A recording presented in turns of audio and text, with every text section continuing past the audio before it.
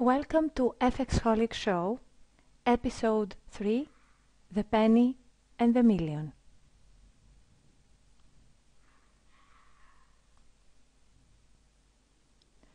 The following parable can be found inside the book The Slight Edge, written by Jeff Olson and John David Mann.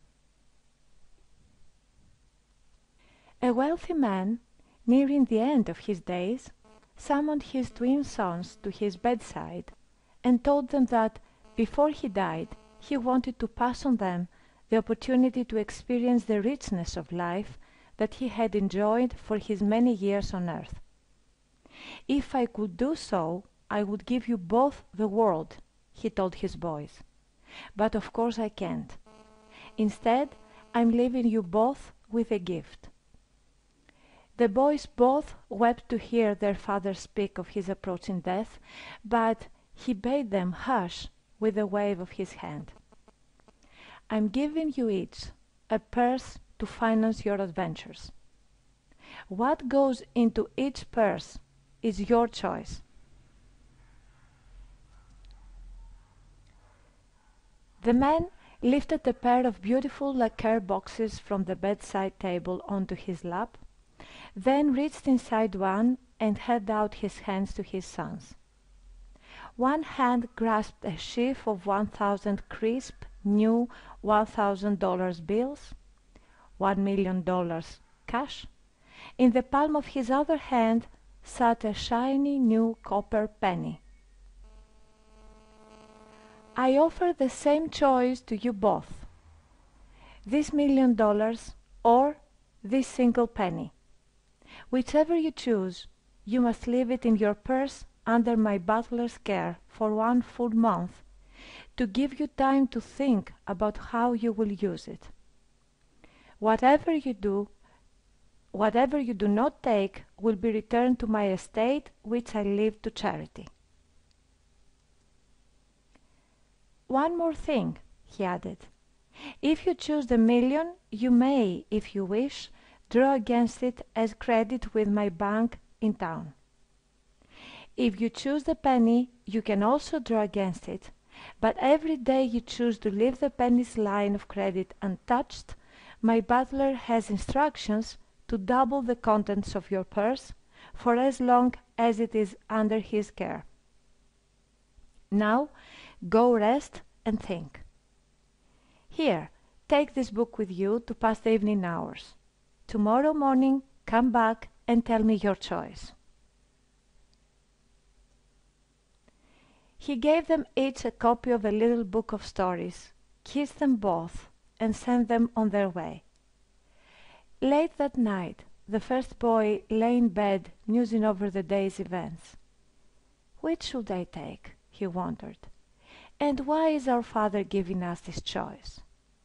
Unable to sleep, he turned on his light and looked around for the book his father had given them both. He figured a little reading would help pass the time, and who knew, maybe he'd get asleep. He found the book and for the first time noticed the title embossed on the cover in Sibyl gold lettering: "The Choice." He muttered. "The choice. Sounds mysterious.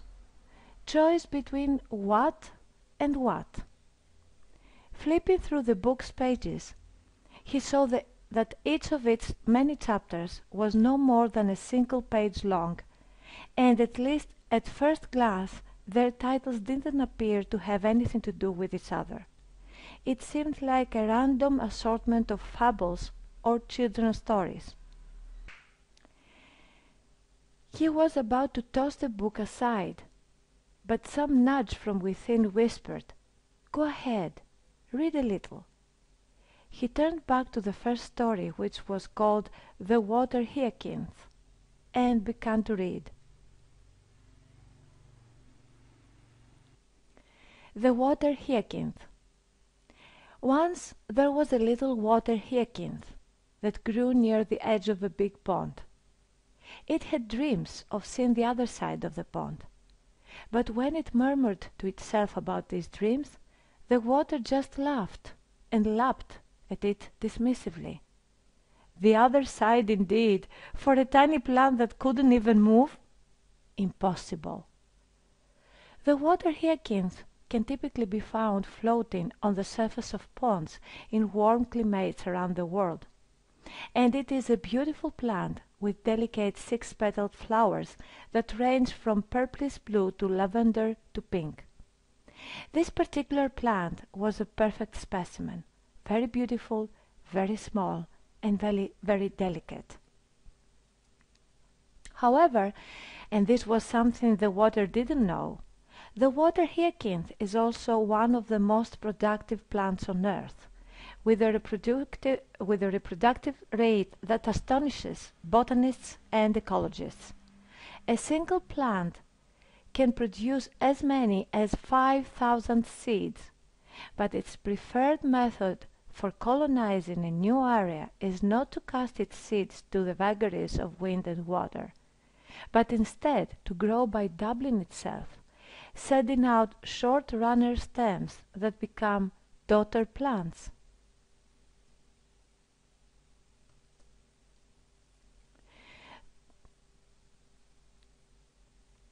The first day this little water hyacinth appeared, nobody but the water even noticed it was there. Nobody noticed it on the second day either, as it doubled, nor on the third or the fourth, as it doubled again and then once more. It was so insignificant, in fact, that for the first 2 weeks, even though it doubled in size every day, you would have had to search hard to see it at all. By day 15, it had reproduced to cover barely 1 square foot of water, a tiny dollop of lavender pink dotting the pond's glassy green surface.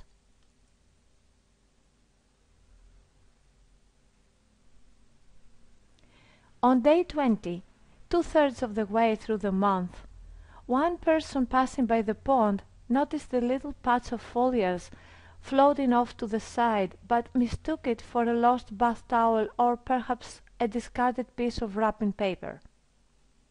More than a week later, on day 29, half the pond surface was still open water. And on day 30, just 24 hours later, the water's surface had totally disappeared. The entire pond had been overtaken by a rich blanket of purple-pink water hyacinth. The boy imagined the pond covered with a lush, gorgeous plant. "Not sure what has to do with the choice," he said out loud. He stretched and yawned. "That's enough reading for one night." He turned off the light and settled against the pillow. A minute later he was sitting up again, switching on the light. Something prodded him to keep going and take in more of this book. Turning the page, he came to the next story, this one entitled "In the Pail." Once again he began to read. In the Pail. 2 frogs left the safety of their swamp one day and ventured into a nearby farm to explore.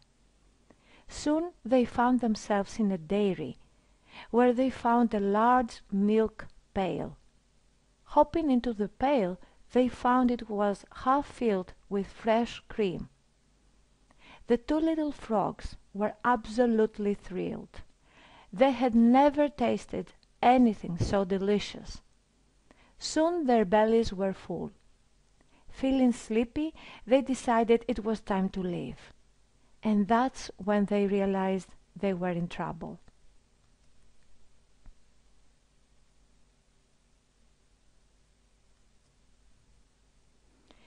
They'd had no trouble hopping in, but how were they going to get out? The inside of the pail was too slippery to climb, and because they couldn't reach the bottom and there was nothing for them to step on for traction, hopping to safety was out of the question, too. They were trapped. Frantic, they began thrashing about, their feet scrambling for a foothold on the elusive slippery curve of the pail's sides. Finally, one frog cried out, "It's no use. We are doomed."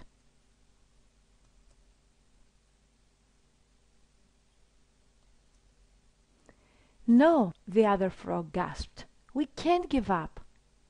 When we were tadpoles, could we have dreamed that some day we would emerge from the water and hop about on land? Swim on, brother, and pray for a miracle." But the first frog only eyed his brother sadly. "There are no miracles in the life of a frog," he croaked. "Farewell!" and he sank slowly out of sight. The second frog refused to give up. He continued paddling in the same tiny circle over and over, hoping against hope for a miracle. An hour later he was still paddling in his futile little circle. He no longer even knew why. His brother's dying words clutched at his thoughts as fatigue tugged at his tiny muscles. Was my brother right? He thought desperately. Are there no miracles in the life of a frog? Finally he could swim no more. With a whimper of anguish, he stopped paddling and let go, ready to face his fate. But by this time the boy was no longer reading. Unable to keep his eyes open any longer, he had fallen fast asleep as the frog paddled in his desperate circle, refusing to give up. Somewhere in the back of his mind, though, the boy had already guessed how the tale of the two frogs would turn out, and his guess was pretty much the way the story's last paragraph did in fact read. Yet to his surprise, unlike his brother, the second frog did not sink. In fact, he stayed right where he was, as if suspended in mid-air. He stretched out a foot tentatively and felt in touch with something solid. He heaved a big sigh, said a silent farewell to his poor departed brother frog, then scrambled up onto the top of the big lump of butter he had just churned, hopped out of the pail, and off toward his home in the swamp.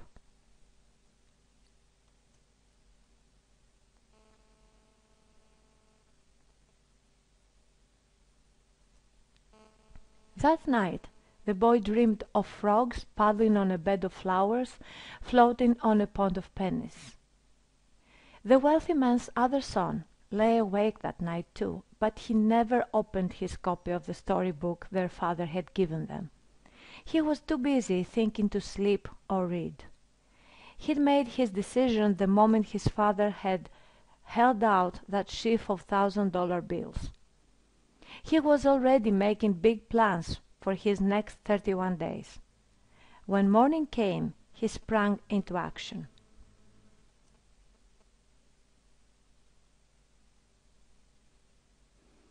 After notifying his father of his choice, he opened his $1,000,000 line of credit at his father's bank.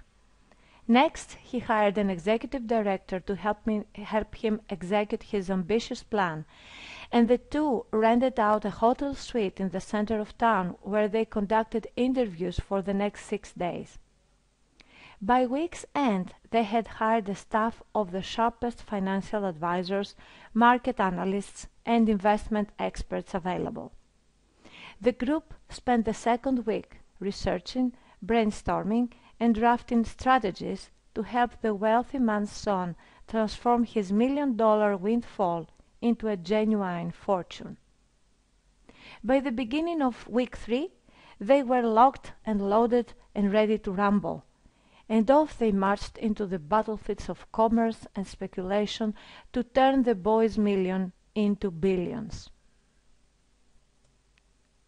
A few days later, the boy decided to pay a visit to his brother to see what he was doing with his million.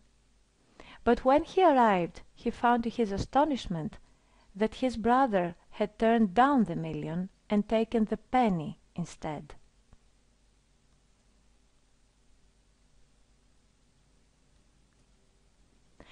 "I went to see father again the day after we all met," the first boy told his brother, "and his butler gave me a peek into the purse. my lone penny had been joined by a companion. On the third day I went back, picked in again, and now saw 4 pennies. On the fourth day there were 8. The brother listened in disbelief as the boy continued describing his insignificant little pile of pennies. On day 5 there had been 16 pennies, on day 6 32, and by week's end the boy had amassed a whopping nest egg of 64 cents. By the end of the second week, the cache of pennies was just shy of $90, 81.92 to be precise. Not even enough to pay for a decent dinner for 2 at the hotel where his brother's ace financial team had their base of operations. Now, a few days into the third week, the purse had grown to $655.35, barely enough to sustain the boy on his own for a week.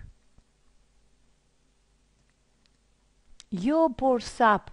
cried his brother. "I can't believe you went for the penny. But it's not too late. Visit our father, see if he'll let you change your mind.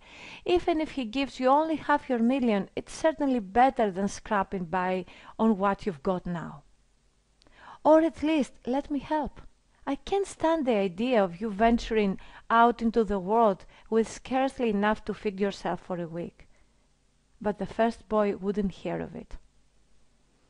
That night the old man died peacefully in his sleep.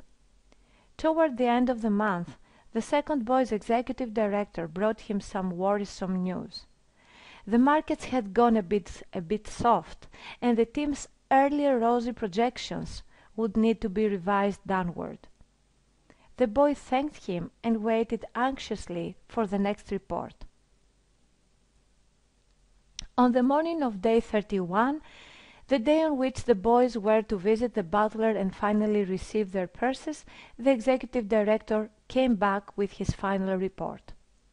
He shuffled his feet and cleared his throat for a minute, asked for a glass of water, and then began his report by saying that the news was mixed. Some investments had performed quite well, others had suffered. All in all, the boy had made a modest gain. The team had succeeded in parlaying his 1 million into nearly 1.5 million, an appreciation of 50%. That was the good news. And the bad news? The boy held his breath. "Well, continued the executive director, "expenses, including the team's commissions, taxes, broker fees, interest on the credit line, the bill for the hotel suite." He cleared his throat again, took a sip of water, and continued. "And of course, my salary for the month come to just over 1.75 million. The boy was $250,000 in the red. Not only was he not rich, he actually owed a fortune. He was ruined. In a panic, he rushed across town to see his brother, and this time he received an even larger shock than the first time he'd gone to visit. On day 28, the first boy's purse of pennies had passed the $1 million mark, and on day 29, the $2.5 million mark. Yesterday, on day 30, it had exceeded 5 million, and today, when the butler handed his purse over to his own care, it had topped out at $10,737,418.24. The boy who chose to wait for the penny had discovered the extraordinary power that some call the eighth wonder of the world, the remarkable creative force of compound interest, the very same force that blanketed the pod's surface with water hyacinth and churned the frog's cream into butter. The boy who chose the million was broke and deeply in debt. The boy who chose the penny was worth more than $10 million.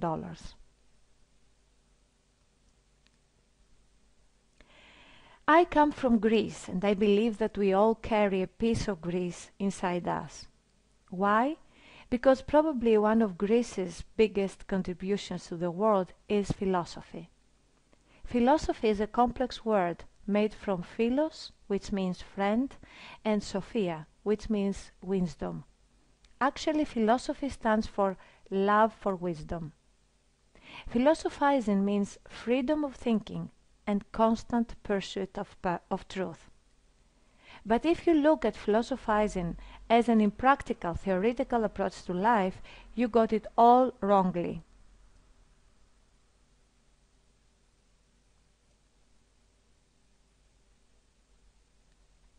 Truth is like a diamond. It has as many facets as the angles from which light shines on it. Philosophizing has the purpose of seeking your truth, shedding light to the faces that are of essence to you, and that means it's your guidance system towards spotting the best little choices that make up your everyday course in life. Your philosophy filters the options you are daily presented with, and the key word here is daily. Filtering your options and making choices is what pushes you up to success or down to misery. Your philosophy is your personal system of beliefs. It either makes you or breaks you. If your philosophy is in line with the instant gratification trend of our society, then you believe in lottery riches. You use microwaves to make your eggs faster than 5 minutes. You love instant photos, instant coffee, instant relationships through instant messaging, and always look for push-button solutions to every imaginable issue. You have the million philosophy. You want millions and you want them now. To you, wealthy people were either born with a silver spoon in their mouth, got extremely lucky, or hold supernatural powers in the forms of skills or talents. You believe in events instead of processes, but all laws of nature and life are about cycles and processes. If you have the penny philosophy, you know that it takes 9 months of pregnancy for a baby to come to life. You know that between sowing and reaping stands cultivation period, and that sun will set before rising again in 24 hours. You know you have to wait for the cycles of events to be completed and the processes to lead to desirable results. You know that it's the penny multiplied consistently that leads to true wealth, and that you can go from ground floor up to the 12th story climbing one stair at a time, not flying like Superman. Real life's Superman and Superwoman reach the top step by step, and they keep going till they get there.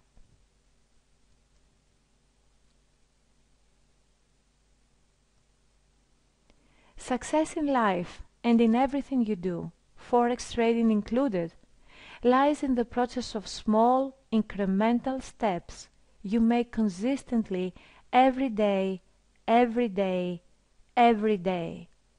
Call them baby steps, call them turtle steps.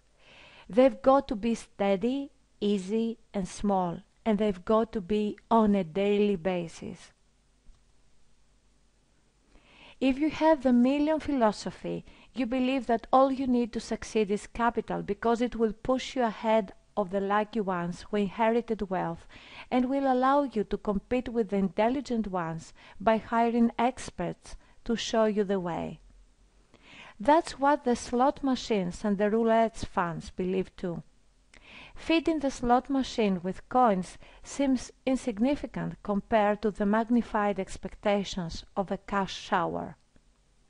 Blind to the sacrifice of his hard-earned pennies, the player lives for the excitement of a vague possibility. instant money, no effort, no progress, no process, pure luck. This is the trap of gambling, and most of us are guilty of gambling in every aspect of our lives. I told him I love him last summer. Do I have to keep saying it every day? I paid the monthly subscription to the gym. Do I have to go there more than 3 times per month? I had a salad yesterday. Having a hamburger now won't make any big difference. Doing little things right every day means making small positive choices on a consistent basis. These small choices are as easy and as insignificant as a penny is, or as a pip in the forex markets. 1 penny up, 1 penny down doesn't make any difference at all, but this is totally wrong.